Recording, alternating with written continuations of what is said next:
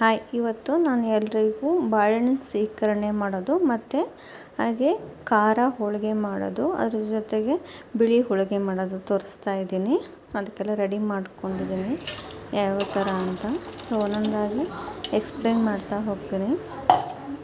ಇವಾಗ ಬಾಳೆಹಣ್ಣಿನ ಸ್ವೀಕರಣೆ ಒಂದು ಬೌಲಲ್ಲಿ ಹಾಲು ತೊಗೊಂಡಿದ್ದೀನಿ, ಅದಕ್ಕೆ ಬನಾನ ಹಾಕ್ತಾಯಿದ್ದೀನಿ, ಹಾಗೆ ಏಲಕ್ಕಿ ಶುಂಠಿ ಪುಡಿ ಹಾಕ್ತಾಯಿದ್ದೀನಿ ಮತ್ತು ಸಕ್ಕರೆ ಪೌಡ್ರು ಕೂಡ ಹಾಕಿದ್ದೀನಿ. ಪೌಡ್ರ್ ಮಾಡಿಕೊಂಡ್ರೆ ಬೇಗ ಮಿಕ್ಸ್ ಆಗುತ್ತೆ, ಚೆನ್ನಾಗಿ ಮಿಕ್ಸ್ ಮಾಡ್ಕೊಬೋದು. ಬೇಗ ತಿನ್ಬೇಕಾದ್ರೆ ಅಂದರೆ ಸ್ವಲ್ಪ ಐಸ್ ಕೂಡ ಹಾಕಿಟ್ಕೊಂಡು ಐಸ್ ಕ್ಯೂಬ್ ಹಾಕಿದರೆ ಚೆನ್ನಾಗುತ್ತೆ, ಇಲ್ಲಾಂದರೆ ಫ್ರಿಜ್ಜಲ್ಲಿ ಇಟ್ಟರು ಕೂಡ ಓಕೆ ಆಗುತ್ತೆ. ಸ್ವಲ್ಪ ಲೇಟಾಗಿ 1 hour 2 hour ಬಿಟ್ಟು ತಿಂತೀನಿ ಅಂದರೆ ಫ್ರಿಜ್ಜಲ್ಲಿ ಇಟ್ಕೊಳ್ಳಿ. ಇಮ್ಮಿಡಿಯೇಟ್ ತಿನ್ನಬೇಕು ಅಂದರೆ ಸ್ವಲ್ಪ ಐಸ್ ಕ್ಯೂಬ್ ಹಾಕ್ಕೊಳ್ಳಿ, ಚೆನ್ನಾಗಿರುತ್ತೆ ಬೇಸಿಗೆಗೆ. ನೀವು ನಿಧಾನಕ್ಕೆ ತೋರಿಸ್ತಾ ಇದ್ದೀನಿ. ಇವಾಗ ಸಕ್ಕರೆ ಹಾಕ್ತಾಯಿದ್ದೀನಿ.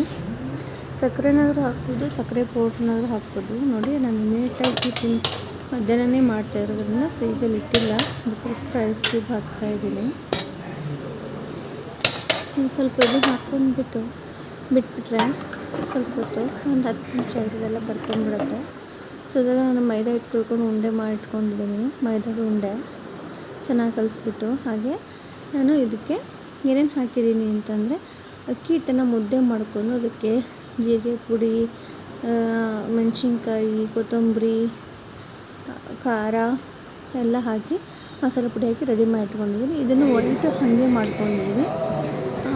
ಇದನ್ನು ಮೈದಾ ಹಿಟ್ಟಲ್ಲಿ ಸ್ಟಫ್ ಮಾಡ್ತಾಯಿದ್ದೀನಿ. ಒಂದು ಖಾರಗೆ, ಒಂದು ಸ್ವೀಟ್ ಹೋಳಿಗೆ. ಕೆಲವೊಬ್ಬರಿಗೆ ಖಾರ ತುಂಬ ಸ್ವೀಕರಣೆ ಜೊತೆ ತಿನ್ನೋಕ್ಕೆ ಇಷ್ಟಪಡ್ತಾರೆ, ಇನ್ನೊಬ್ಬರಿಗೆ ನಮ್ಮ ಹಸ್ಬೆಂಡ್ ತಿನ್ನಲ್ಲ ಜಾಸ್ತಿ ಸ್ವೀಟ್, ಅದಕ್ಕೋಸ್ಕರ ಅವ್ರಿಗೆ ಖಾರ ಹೋಳಿಗೆ ಇಷ್ಟ. ಸೊ ಎರಡನ್ನೂ ಸ್ಟಫ್ ಮಾಡಿ ತುಂಬಿಟ್ಕೊಂಡಿದ್ದೀನಿ. ಸೊ ನೀವು ತವ ಇಟ್ಬಿಟ್ಟು ಹಸಿರು ಮಾಡಿಟ್ಕೊಂಡ್ರೆ ಬೇಗ ಆಗುತ್ತೆ ಅಂತ ನಾನು ಅದು ಸಪ್ರೇಟಾಗಿ ಇದು ಸಪ್ರೇಟಾಗಿ ಇಟ್ಕೊಂಡಿದ್ದೀನಿ. ಸ್ವೀಟು ಮತ್ತು ಖಾರ ಎಟ್ ಎ ಟೈಮಲ್ಲಿ ಬಿಸಿ ಮಾಡಿಕೊಡ್ಬೋದು ಅಂತ.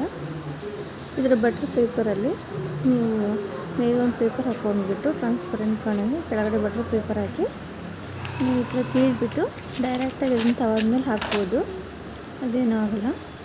ತವ ಕಾದಿದೆ. ಸೊ ಇವಾಗ ನಾನು ವೈಟ್ ಹೋಳಿಗೆ ಮಾಡ್ತಾಯಿದ್ದೀನಿ.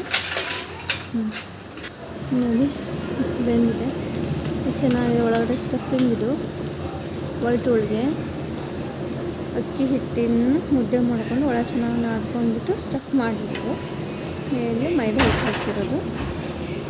ನಾವು ನಮ್ಮ ಕಡೆ ವೈಟ್ ಹೋಳಿಗೆ ಅಂತೀವಿ. ಅದನ್ನು ಸ್ವಲ್ಪ ಎಣ್ಣೆ ಹಾಕಿ ಎರಡಕ್ಕೆ ಸ್ವಲ್ಪ ಬೇಯಿಸ್ಕೊಂಡು ಸಾಕು. ಸ್ವಲ್ಪ ಎಣ್ಣೆ ಆದರೆ ಸಾಕು, ಜಾಸ್ತಿ ಆದರೆ ಸರಿಯಾಗುತ್ತೆ. ಇದನ್ನು ನೀವು ಮಾವಿನ ಸ್ವೀಕರಣೆ, ಮಾವಿನ ಸ್ಕ್ವೀಸ್ ಮಾಡಿ ಮಾಡ್ತಾರಲ್ಲ ಅದರ ಸ್ವೀಕರಣೆ, ಬನಾನ ಸ್ವೀಕರಣೆ ಮಾಡ್ಬೋದು. ಇದು ಖಾರ ಹೋಳಿಗೆ ಮಾಡಿದ್ದೀನಿ. ಇದು ಸ್ವಲ್ಪ ಸೈಡ್ಗೆ ಚಟ್ನಿ, ಕೊಕೊನಟ್ ಚಟ್ನಿ ಮಾಡಿದ್ರೆ ಇನ್ನೂ ಚೆನ್ನಾಗಿರುತ್ತೆ. ಮಕ್ಕಳಿಗೆ ಹಾಗೆ ಡೈರೆಕ್ಟಾಗಿ ಕೊಟ್ಟರು ಇನ್ನೂ ಚೆನ್ನಾಗಿರುತ್ತೆ. ಇನ್ನು ಬಿಳಿ ಹೋಳಿಗೆಗೂ ಅಷ್ಟೇ ರೆಡ್ ಚಟ್ನಿ ಅಥವಾ ಏನಾದರೂ ಚಟ್ನಿ ಪೌಡರ್ ಸರ್ವ್ ಕೊಟ್ಟರು ಅವರು ಮಕ್ಕಳು ರೋಲ್ ಮಾಡ್ಕೊಂಡು ಕೊಡ್ಬೋದು. ಸ್ವೀಟು ತಿಂದರೆ ಸ್ವೀಟ್ ಹಾಕ್ಕೊಂಡು ಕೊಡ್ಬೋದು. ಎಷ್ಟು ನೋಡಿ, ನಾನು ಕೊಕೊನಟ್ ಚಟ್ನಿ ಮಾಡಿದ್ದೀನಿ. ಈ ಕಡೆ ಬನಾನದ್ದು ಸ್ಕ್ವೀಸ್ ಸ್ವೀಕರಣೆ ಅಂತೀವಿ. ವೈಟ್ ಹೋಳಿಗೆ, ಖಾರ ಹೋಳಿಗೆ ಎರಡು ಕಾಂಬಿನೇಷನಲ್ಲಿ ತಿನ್ನೋಕ್ಕೆ ಮಧ್ಯಾಹ್ನ ಊಟಕ್ಕೆ ರೆಡಿ ಮಾಡಿದ್ದೀನಿ. ಸೊ ಈ ಥರ ಮಾಡ್ಕೊಂಡು ಡಿಫ್ರೆಂಟಾಗಿ ತಿಂದರೆ ಮಕ್ಕಳಿಗೂ ಇಷ್ಟ ಆಗುತ್ತೆ, ಎಲ್ರಿಗೂ ಇಷ್ಟ ಆಗುತ್ತೆ. ಇಷ್ಟ ಜೊತೆ ಇವತ್ತಿನ ಲಾಗ್ ಮುಗಿಸ್ತಾ ಇದ್ದೀನಿ. ಯಾರ್ಯಾರು ಹೊಸಬ್ರು ನೋಡ್ತಾಯಿದ್ರು ದಯವಿಟ್ಟು ಸಬ್ಸ್ಕ್ರೈಬ್ ಮಾಡಿ. ಸೊ ನಾನು ಏನೇನು ಹಾಕಿದೆ ಅಂದರೆ ಎಲ್ಲ ಒಂದೊಂದು ಟೈಮ್ ತೋರಿಸ್ತಾ ಇದ್ದೀನಿ ಲಾಸ್ಟಲ್ಲಿ.